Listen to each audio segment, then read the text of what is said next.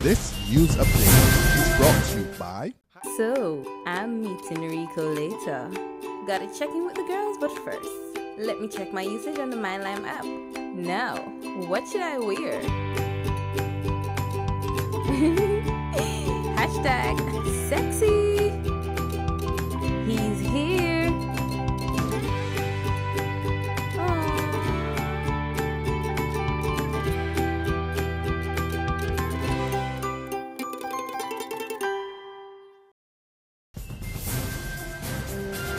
Welcome to the Barbados Today Afternoon Update. It's Wednesday, February 18th, 2015. A warm welcome to you. I'm Fernella Wedderburn. Our top story.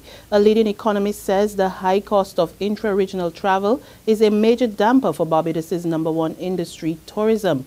Director of Economics at the Caribbean Development Bank, Dr. Justin Ram, says it's an issue that needs to be addressed, as he reported that Barbados is only expected to record a minimal growth this year behind most of its regional neighbors. Dr. Ram was speaking this morning at the Hilton, where the Caribbean Development Bank delivered its review and outlook for regional economies. Our Emmanuel Joseph was there.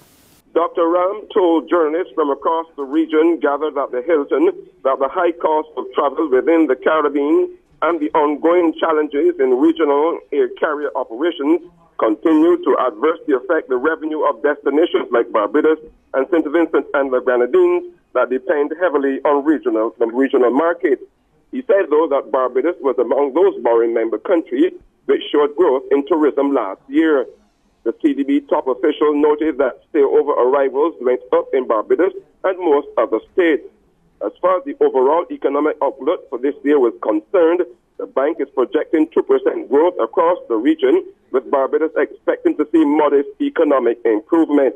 However, he said Haiti will be among the island's leading regional growth. From Hilton, Barbados, Emmanuel Joseph for Barbados Today. A prominent Barbadian attorney is outraged by a recent ruling by the region's highest court, the Caribbean Court of Justice. Last week, the CCJ dismissed a submission filed by Queen's Counsel Vernon Smith, Hal Gollop and Steve Gollop on the grounds that they denied the parties in a local land dispute justice through excessive delays in concluding cases. Smith, who described the ruling as diatribe, tells Barbados Today he's very offended by the judgment of the Trinidad-based court. He says the CCJ took more time in criticizing the legal applicants rather than dealing with the points of law. And when I read it, I was absolutely amazed to realize that it was a judgment by way of a diatribe. It dealt with no issues whatsoever related to anything we had submitted or any points of law that we had raised in the whole matter. And I found that it was not in the normal course of judgments that I have had read in any matter, even before the Privy Council. Smith also made it clear that the CCJ was not the kind of court with which Barbados should be associated. I do not think that is a court that I would want for my country or any country of which I feel I belong, to which I belong. That is my position in this whole matter, and I am very offended by the impropriety of the way the proceedings were conducted. And I would recommend that no other country in the Caribbean adopt them as a court of appeal for them, especially the final court of appeal.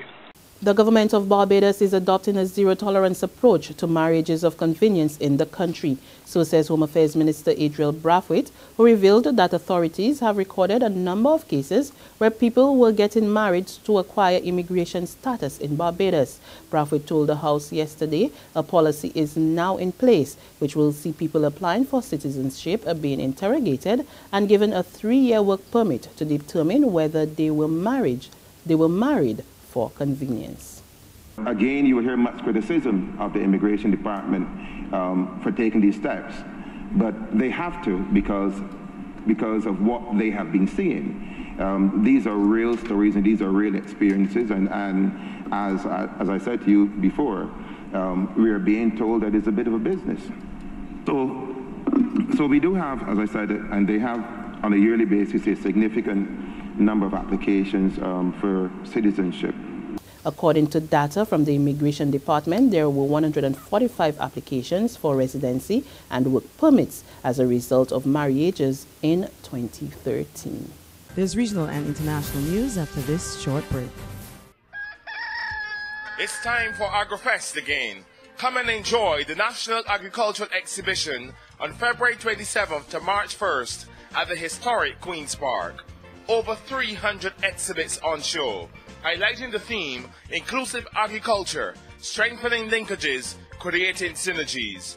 AgriFest 2015, the biggest agricultural exhibition in the Caribbean. Don't miss it. Secure your future, be financially strong. Since 1983, we have been there for you. A smart range of products, great tax benefits. We're the solution to your hopes and your dreams. The Barbados Workers Union Cooperative Credit Union. The Barbados Workers Union Cooperative Credit Union. Humble beginnings to smart loans, smart savings. Save smart and borrow smarter. That's the move for me. Stability, prosperity. We're the solution to your hopes and your dreams. The Barbados Workers Union Cooperative Credit Union. The Barbados Workers Union Cooperative Credit Union. Some sports news now. Joel Garner's bid to become president of the West Indies Cricket Board has gotten a little tougher. Last night, the Jamaica Cricket Association voted 67-22 at its annual general meeting in favor of supporting fellow countryman Dave Cameron in his bid to retain the post. The move comes just 2 weeks after the JCA's initial vote of 10-6 in favor of Garner, the former West Indies fast bowler and president of the Barbados Cricket Association. The vote means that Cameron now has the support of 4 of 6 territories ahead of the March 7 elections in Jamaica. Ghana is receiving support from Barbados and Trinidad and Tobago. On the regional scene, Antigua and Barbuda's Prime Minister Gaston Brown is requesting that Liat shareholders hold off on new plans to restructure the airline.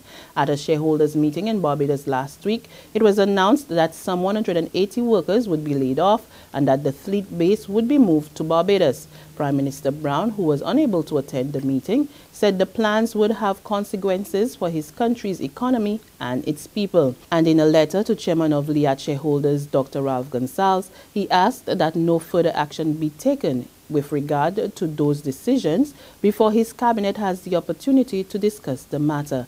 Antigua and Barbuda is Liat's second largest shareholder at present. Internationally, UK police get set to examine footage appearing to show Chelsea football fans stopping a black man from boarding a train in Paris. Scotland Yard said it's taking the incident very seriously as it seeks to identify those involved. More in this CNN report.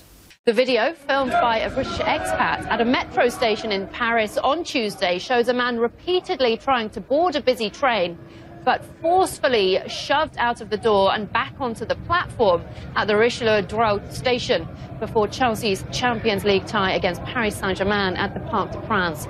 The fans on the train are then heard chanting a song with the words, we're racist, and that's the way we like it, while a black woman is standing directly in front of them.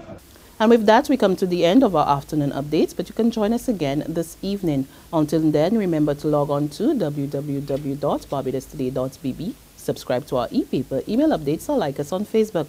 You can also catch us on Izumi Media in bus terminals or screenplay at supermarkets and gas stations near you. Also tune into Channel 101 online TV, as well as Mix 96.9 FM to get all the latest news and sports. I'm Fernella Wedderburn. To have a wonderful day. This news update is brought to you by... So, I'm meeting Rico later. Gotta check in with the girls, but first, let me check my usage on the MyLime app. Now, what should I wear? Hashtag sexy. He's